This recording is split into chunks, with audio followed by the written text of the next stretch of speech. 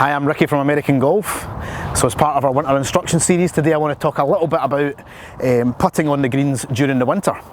So obviously it gets a little bit different. There's a lot of moisture on the green, the grass is a little bit longer, they don't cut it quite as frequently as they would in the summer, so the ball tends to run that a little bit slower. So it's important when you're on the green and you've got shorter putts that you give it that little bit extra power just to make sure that it makes it to the hole. It's also really important, more than anything, is to make sure that your ball is clean and that the club face is clean as well.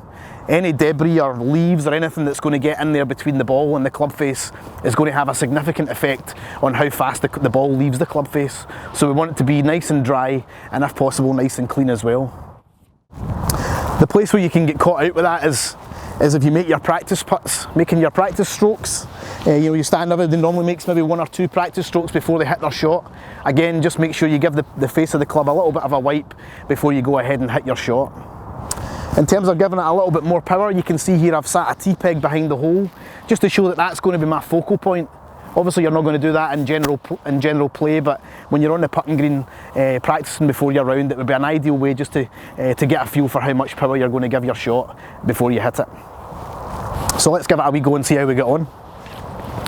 So I've got my ball lined up using the graphic on the ball.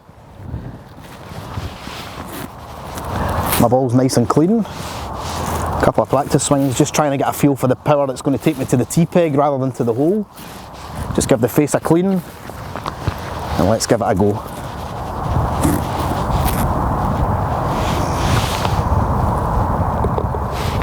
So there we go, a little bit firmer stroke, nice clean putter face and a nice clean ball, which meant the contact in the ball was pretty solid.